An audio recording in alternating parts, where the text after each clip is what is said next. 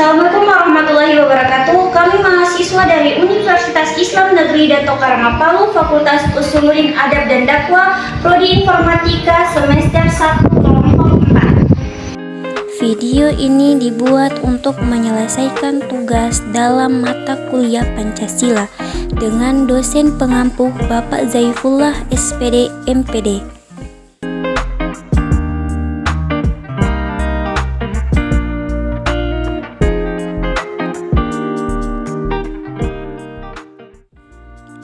Sebelum kami masuk ke pembahasan lebih lanjut, izinkanlah kami memperkenalkan diri terlebih dahulu. Yang pertama, saya sendiri atas nama Alia Nur Rahmadani dengan NIM 236250037. Selanjutnya ada Mentari Diza Kamila dengan NIM 236250044. Berikutnya atas nama Adha Putra Anugrah dengan NIM 236250038. Lalu yang selanjutnya Mudah Farsyah dengan NIM 236250048. Yang terakhir Sandi dengan NIM 236250046.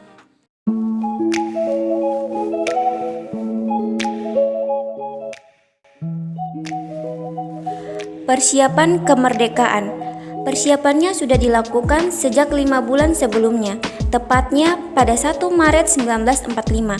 Pada saat itu dibentuk BPUPKI, yaitu Badan Penyelidik Usaha-Usaha Persiapan Kemerdekaan Indonesia, atau dalam bahasa Jepang disebut Dokuritsu Junbi Chosakai. Badan ini diresmikan pada 29 April 1945 dan diketuai oleh Rajiman Weddiodiningrat. Sebagai persiapan, BPUPKI melakukan 2 kali sidang. Sidang pertama dilakukan pada 29 Mei sampai dengan 1 Juni 1945. Sidang ini bertujuan untuk menentukan rumusan dasar negara. Pada kesempatan itu, Soepomo, Muhammad Yamin, dan Soekarno masing-masing mengajukan konsep yang telah mereka buat. Pada 1 Juni 1945, terpilihlah rumusan dasar negara yang diajukan oleh Soekarno yang kelak kita kenal dengan Pancasila. Itulah mengapa tiap 1 Juni kita memperingati sebagai hari lahirnya Pancasila. Sebagai tindak lanjut, pada 22 Juni 1945 dibentuklah panitia kecil beranggotakan 9 orang yang disebut dengan Panitia 9. Panitia 9 ini bertugas untuk mematangkan rumusan dasar negara. Panitia ini juga kemudian menghasilkan Piagam Jakarta atau Jakarta Center. Pada piagam ini termuat rumusan dasar negara yang setelah beberapa perubahan menjadi Pancasila seperti yang kita kenal hari ini. Adapun sidang kedua dilakukan pada 10 sampai 14 Juli 1945 dan menghasilkan rumusan Undang-Undang Dasar lengkap dengan pembukaannya. Pada 7 Agustus 1945, BPUPKI dibubarkan oleh pemerintah Jepang karena dianggap telah menyelesaikan tugasnya. Kemudian, pada 12 Agustus 1945 dibentuklah PPKI atau Panitia Persiapan Kemerdekaan Indonesia, atau juga disebut Dokuritsu Junbi Inkai dalam bahasa Jepang. Panitia ini diketuai oleh Soekarno dan beranggotakan 21 orang. Tugas PPKI ini sendiri adalah untuk melanjutkan tugas-tugas organisasi sebelumnya, yaitu BPUPKI dalam mempersiapkan kemerdekaan Indonesia. Berita kekalahan Jepang. Di penghujung Perang Dunia II terjadi suatu peristiwa yang sangat memukul Jepang. Salah satunya adalah peristiwa pengeboman kota Hiroshima dan Nagasaki pada 6 dan 9 Agustus 1945. Peristiwa tersebut mendorong Jepang untuk menyerah tanpa syarat kepada sekutu pada 15 Agustus 1945. Berita tentang kekalahan Jepang menyebar dengan cepat lewat radio dan didengar oleh tokoh-tokoh muda Indonesia. Bersama dengan Muhammad Hatta, golongan muda ini mengadakan rapat di Pegangsaan Timur. Rapat dipimpin oleh Khairul Saleh untuk membicarakan pelaksanaan proklamasi kemerdekaan.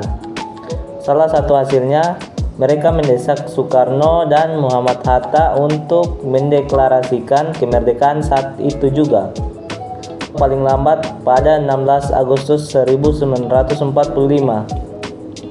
Hasil rapat ini disampaikan oleh Wikana dan Darwis kepada Soekarno.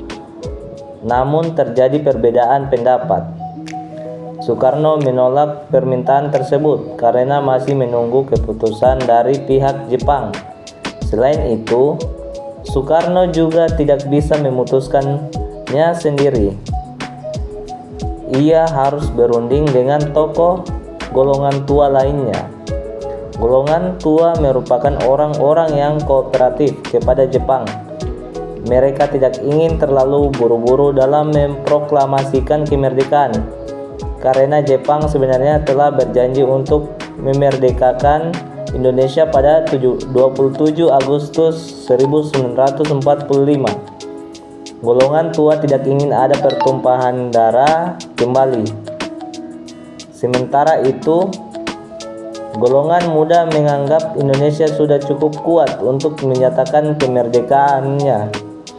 Setelah beberapa rapat dilakukan dan golongan tua tetap memutuskan untuk menunda proklamasi. Akhirnya golongan muda mengamankan Soekarno ke Rengas Dengklok agar tidak mendapat pengaruh dari Jepang. Peristiwa Rengas Dengklok karena Soekarno dan Muhammad Hatta meminta para pemuda untuk sabar dalam mengumumkan proklamasi. Soekarno dan Muhammad Hatta pun diamankan ke Rengas Dengklok, Jawa Barat oleh para pemuda. Mereka dijemput pada 16 Agustus 1945 pukul 4:30 waktu Indonesia Barat oleh rombongan golongan pemuda. Sementara itu, di Jakarta akan dilaksanakan rapat anggota PPKI di gedung Ciu Sangiin. Ahmad Soedarjo yang saat itu mencari keberadaan Soekarno dan Muhammad Hatta pun diberangkatkan ke Rengas Dengklok untuk bertemu dan berunding dengan mereka. Akhirnya, Soedarjo berjanji dengan jaminan nyawa kepada golongan muda bahwa proklamasi kemerdekaan akan diumumkan pada keesokan harinya, selambat-lambatnya pukul 12 waktu Indonesia Barat.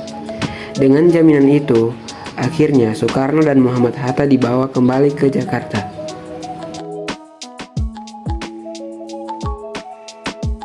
Perumusan naskah proklamasi. Dari Rengas Dengklok, rombongan tiba kembali di Jakarta pukul 23.30 waktu Indonesia Barat. Mereka memutuskan untuk istirahat sebentar di rumah masing-masing. Sebelum merumuskan naskah proklamasi, Soekarno dan Hatta menemui Mayor Jenderal Musimura untuk menanyakan sikapnya mengenai proklamasi kemerdekaan. Sayangnya, tidak ada kesepakatan dalam pertemuan tersebut karena Jepang sudah menyerah pada sekutu, sehingga mereka tidak dibolehkan untuk mengubah keadaan politik di Indonesia sampai kedatangan sekutu. Akhirnya Soekarno dan Hatta memutuskan untuk melanjutkan pembuatan naskah proklamasi. Setelah itu, Soekarno dan Hatta pergi ke rumah Laksamana Tadashi Maeda bersama Ahmad Soebarjo. Walaupun orang Jepang, Laksamana ini memiliki kedekatan dengan tokoh-tokoh Indonesia dan beliau memberi jaminan keselamatan. Kata proklamasi adalah sumbangan pemikiran Soekarno. Kalimat pertama adalah sumbangan pemikiran Ahmad Soebarjo dan kalimat terakhir merupakan sumbangan pemikiran Hatta. Teks itu kemudian diberi saran dan sedikit perubahan oleh Soekarno, lalu diketik oleh Sayuti Malik. Terakhir, Soekarno memberi usulan bahwa naskah ini naskah ini sebaiknya ditandatangani oleh Soekarno dan Hatta atas nama bangsa Indonesia pada pukul 4.30 waktu Indonesia Barat. Konsep naskah proklamasi selesai disusun. Buat kamu yang tinggal di Jakarta, mungkin kamu pernah melewati lapangan Monumen Nasional atau Monas. Semula, pembacaan teks proklamasi akan dilaksanakan di lapangan tersebut. Dulu namanya adalah lapangan ikan. Namun Soekarno merasa jika diadakan di tempat yang luas ramai, hal itu dapat menimbulkan bentrokan antara rakyat dengan pihak militer Jepang. Kemudian ia mengusulkan untuk menyelenggarakan proklamasi di rumahnya di Jalan Pagangsang Timur. Proklamasi Kemerdekaan Indonesia. Detik-detik menuju proklamasi kemerdekaan Indonesia semakin dekat. Setelah disepakati, proklamasi akan dibacakan pada pukul 10 waktu Indonesia Barat di rumah Soekarno. Sementara itu, Muhammad Hatta berpesan kepada para pemuda yang bekerja di kantor pers BMDIA untuk memperbanyak naskah teks proklamasi dan menyiarkan ke seluruh dunia. Pagi harinya, rumah Soekarno sudah dipadati oleh banyak orang. Sudansho Latif Hendra di Ningrat menugaskan anak buahnya untuk berjaga-jaga di sekitar rumah Soekarno. Ia menunggu kedatangan Muhammad Hatta untuk membacakan naskah tersebut. Setelah Bung Hatta datang, upacara dimulai. Pada awalnya, SK Trimurti diminta untuk mengibarkan bendera, namun ia menolak. Menurutnya, pengibaran bendera sebaiknya dilakukan oleh seorang prajurit.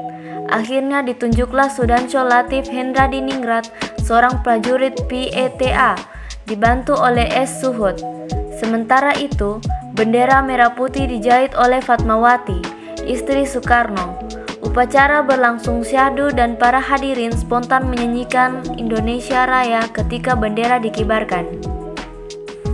Penyebarluasan berita proklamasi kemerdekaan Indonesia.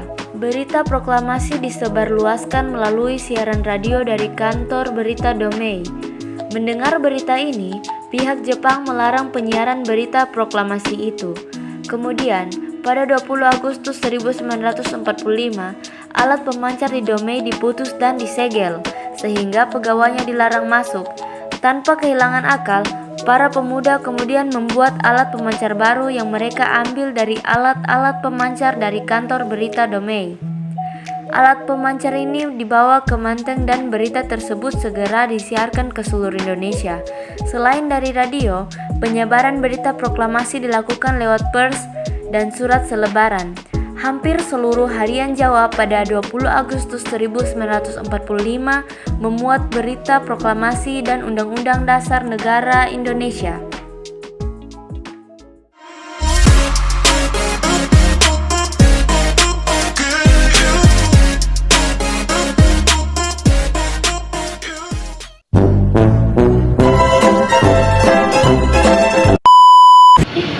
Sudah ini. Iyo. Kenapa bicara? Lewat kamu.